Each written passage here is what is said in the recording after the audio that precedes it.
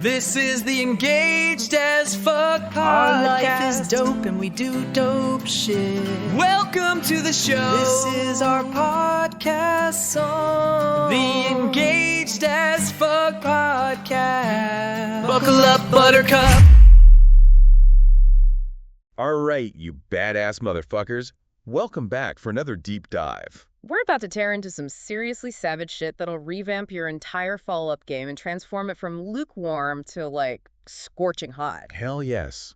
We're going deep into the art of the follow-up.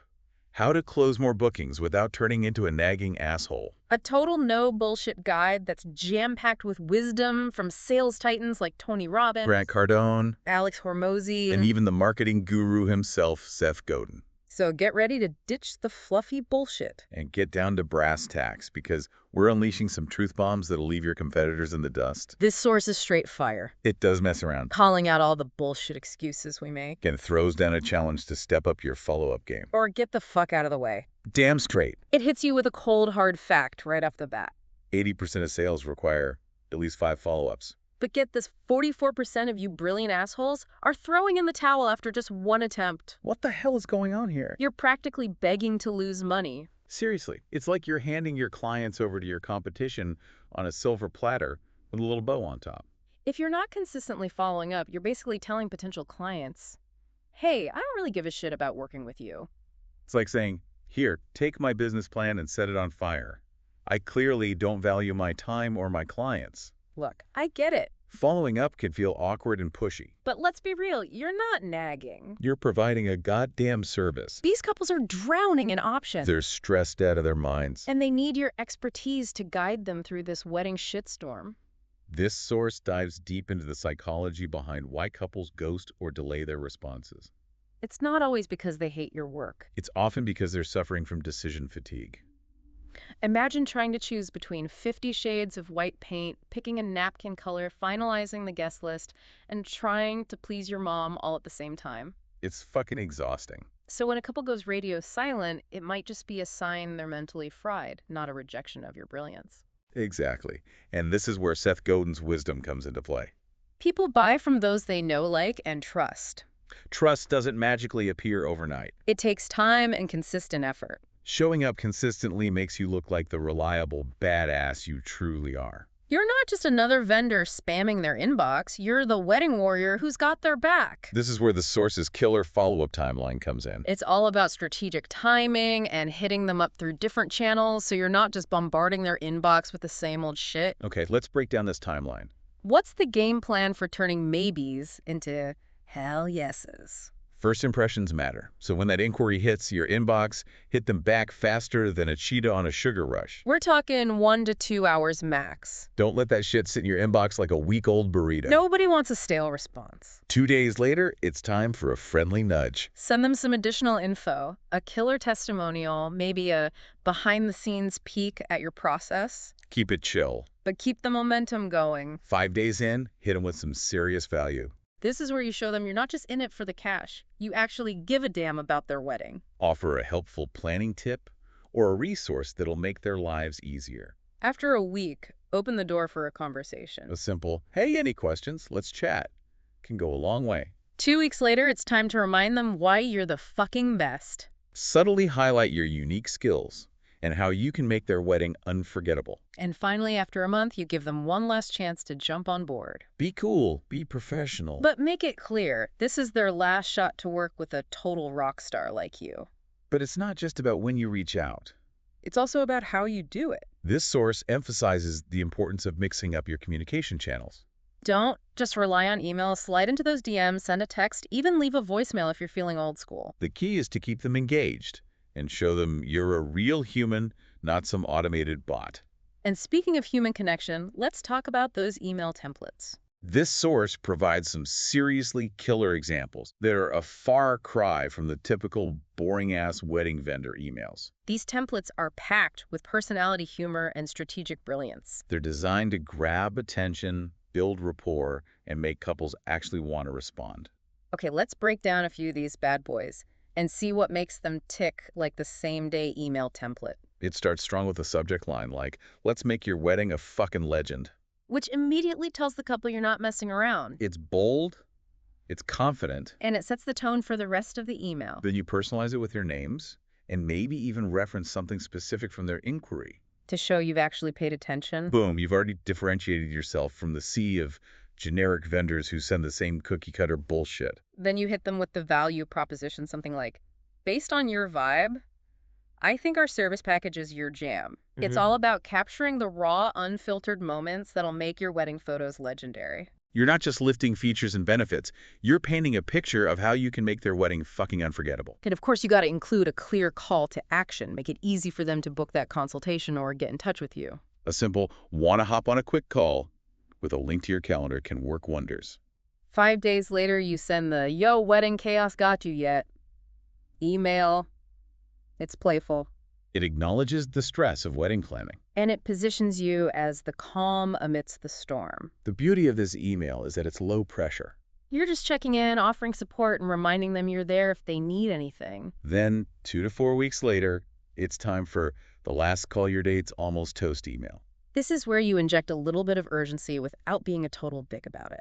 You remind them that spots are filling up fast. And encourage them to snag a chat with you ASAP, but you also end on a positive note. Wishing them well, even if they decide to go with someone else. Okay, now let's talk about those gentle nudges, because this is where things get really interesting. The source drops some serious knowledge on how to encourage hesitant couples to take the plunge without coming across as desperate or pushy. One of my favorite techniques is the limited approach. You create a sense of scarcity by mentioning that you only take on a limited number of weddings each year. Oh, I love that. It's like, listen, I'm a fucking unicorn. If you want a piece of this magic, you Like- better act fast. Exactly. Then there's the deadline it tactic. Give them a deadline to book and sweeten the deal with a bonus. Something like, book by date and snag a free engagement shoot. Damn, that's a good one. Who doesn't love free shit? And it creates a sense of urgency without being overly aggressive. And finally, there's the chill it approach, which is all about reassuring them that there's no pressure. You're just checking in to see if they have any questions or need anything? It's all about finding that sweet spot between nudging them forward and giving them space to breathe. These techniques are pure gold, and they work like a charm. But remember, the most important ingredient is authenticity. Don't just copy and paste these templates. Inject your own personality and brand voice into every interaction. Absolutely. Your clients are looking for a human connection, not a robotic script. So let your freak flag fly and show them what makes you unique. All right, let's peel back another layer of this follow-up game, because this source dives deeper into the psychology of why couples ghost or delay their responses. We talking more than just Pinterest overload. Hit me with those brain science nuggets. Remember that decision fatigue we talked about? Well, there's some serious science behind it. Making a ton of choices actually depletes your brain's glucose levels by the time a couple gets to pick in their photographer or DJ. They're mentally running on fumes. So basically, they're hangry for a decision, but too exhausted to make one. Exactly. It's like trying to pick a font for your wedding invitations. After arguing with your mother-in-law about the seating chart, you're just fried. So when a couple ghosts us, it might not be because they hate our work. They could just be in decision paralysis. Right. This is where your follow-ups become less about selling and more about being a guide. You're helping them cut through the noise and make a confident choice, and that's a damn valuable service. Makes total sense. But how do we do that without sounding like a used car salesman? Remember those killer email templates we talked about? They're a great starting point, but the real magic happens when you personalize the hell out of them. So we're not just copying and pasting those bad boys. Got to add some of our own spice, right? Absolutely. The templates are a framework, but you got to make them your own. Add some humor, some personal anecdotes, maybe even a sprinkle of your weirdest obsession. Let your freak flag fly. Like instead of just saying, I'd love to shoot your wedding, could I be like, dude, your wedding sounds epic. Mm-hmm. I'm already envisioning the killer shots we could get. Plus, I'm obsessed with vintage cameras and I'm dying to break out my grandpa's Rolleiflex. Hell yeah, that's way more engaging than some generic bullshit, and it shows the couple you're genuinely stoked about their wedding, not just trying to fill a slot on your calendar. I dig it. So personality is key. What else can we do to make our follow-up stand out from the crowd of basic bitches? The source also stresses providing value in every interaction and give them a reason to keep opening your emails and actually hitting reply. So we're not just sliding into their DMs with a, hey, just checking in. We're dropping some knowledge bombs that'll make them say, damn, this vendor knows their shit. Think about the pain points your ideal couples are facing. Maybe they're struggling to choose a venue or create a timeline that doesn't make them want to tear their hair out. Offer them tips, resources, have even a free consultation to show them you're the real deal. Ooh, that's sneaky smart. Yeah. It shows them we're not just after their money. We're invested in making their wedding the most kick-ass celebration ever. Right. When you consistently provide value, you build that trust and credibility. You become the go-to expert they can rely on, and that's when those bookings start rolling in. Okay, I'm loving this approach. Personalizing them, those emails, add some personality, and sprinkle in some value bombs. Anything else we need to remember? This source is all about reading the room. Pay attention to the couple's communication style and adjust your approach accordingly. So if they're super chill and laid back, maybe don't hit them with a sales pitch that's aggressive AF. Exactly. Match their energy and tone. If they're all about emojis and GIFs, keep it light and fun. If they're more formal and professional, adjust your language accordingly. It's like dating, but for weddings. Got a vibe check before you make a move. You got speaking of moves, what about those couples who ghost us harder than a Tinder date gone wrong? Any tips for resurrecting those conversations? Yeah, those radio silent ninjas can be a pain in the ass. What's the secret to bringing them back from the dead?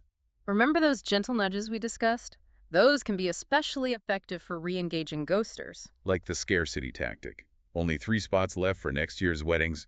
Don't miss out. Boom, creating a sense of urgency can sometimes be the kick in the pants they need to finally make a decision. And don't be afraid to get a little creative with your subject lines and messaging. Ooh, like, did my emails get lost in the Bermuda Triangle of wedding planning? I love it. That's sure to grab their attention. And remember, even if they don't book you, a polite and professional follow-up can still leave a positive impression. You never know when they might refer a friend or come back to you for a future event. True that planting those seeds can pay off big time down the road.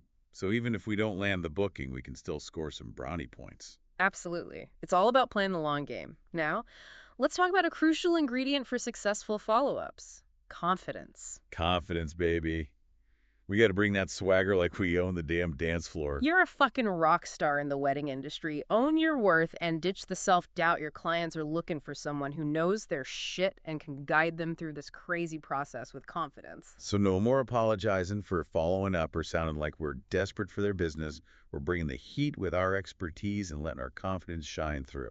Damn straight. Your clients are looking for someone who can handle their shit with grace and expertise. If you don't believe in yourself, why should they? Confidence is contagious, and it can make all the difference in how your clients perceive you. And remember, confidence doesn't mean being a cocky asshole. It's about knowing your value, communicating it clearly, and being okay with the fact that you're not the right fit for everyone. Right. Not every inquiry is going to turn into a booking, and that's totally fine.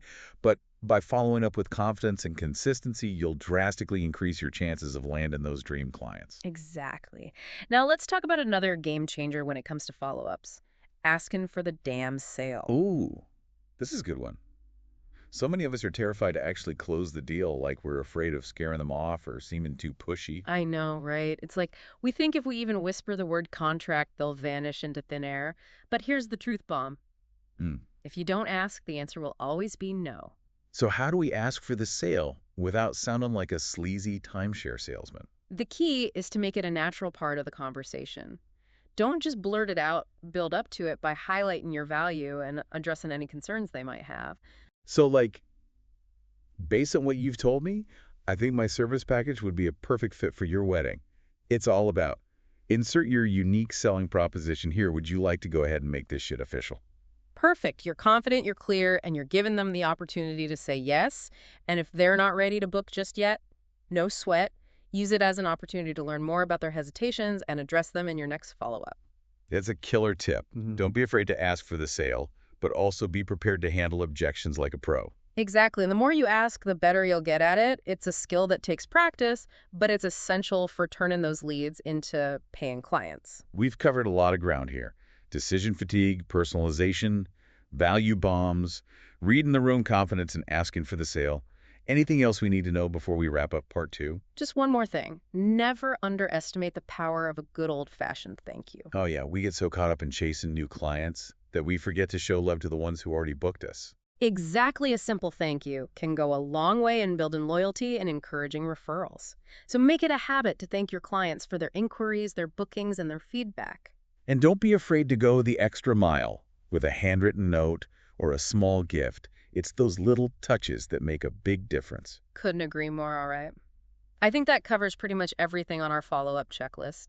We've given you the tools, the strategies, and the mindset shifts you need to transform your business. So go forth, you magnificent bastards, and conquer those follow-ups. And stay tuned for part 3, where we'll answer your burning questions and share even more juicy tips to level up your game. Don't miss it. You're about to become follow-up masters. All right, you magnificent bastards. Let's wrap up this follow-up frenzy with some final truth bombs that'll leave your competitors in the dust. We've armed you with the tools and strategies. Now it's time to conquer the biggest obstacle of all. Fear. Fear. You're talking about the fear of being annoying, the fear of rejection, Yeah. fear that makes me want to chug a bottle of tequila before hitting send on a follow-up email. Exactly. That fear is a sneaky little bastard that holds so many vendors back from reaching their full potential. But here's the thing. Following up is not desperate. It's professional as fuck. It shows you give a damn that you're not some flaky-ass vendor who disappears after the first inquiry. Mind blown. So how do we kick that fear to the curb and unleash our inner follow-up ninjas? Reframe that shit. Instead of seeing follow-ups as begging for business, see them as providing a valuable service.